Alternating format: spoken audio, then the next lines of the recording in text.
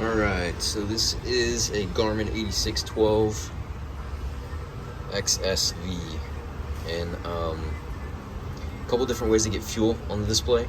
The first one I'm going to show you, I'm going to put a different overlay on here for the Yamaha gauge.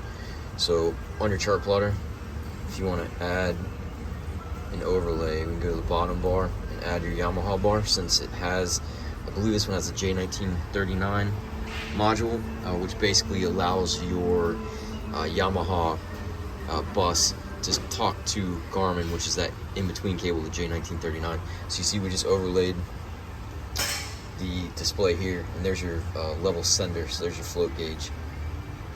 And then you can also tie that into the Garmin. So we go back home, and then your engines and your fuel setting with Garmin, and it should be picking up here, so I'm not too sure how to set this one up, but that is working off of the level center. But like I said, I'm better at doing it on the Garmin. So again, the overlay on your chart, which is just your nav chart, if you go back home, then we'd have to redo an overlay, which we already have on this one, the fishing chart up above.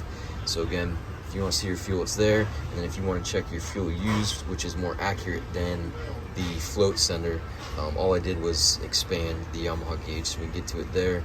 Or if we go back home, we can get to it through your gauges and your J1939 right there. So then we go to menu, go to engine information, go to trip, and then we go to fuel use. So that's the total consumption until you reset it. So you can reset the hours and the fuel, which we're not getting hours because the key's not plugged in. So if we were to plug in a key, it would pull up engine hours.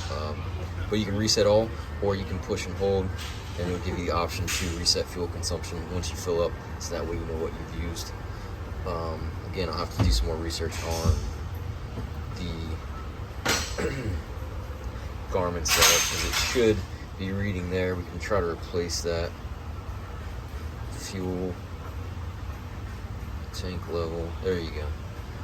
So now that's going off the sending unit there. And I think there is a way to use or calibrate this gauge to give you total used and the distance to empty and everything too, pulling the Yamaha information in, but I'm not that good at it to know, because it goes off of speed, distance, RPM, and fuel level. So that one's usually pretty good too. But if you have any questions, give me a call.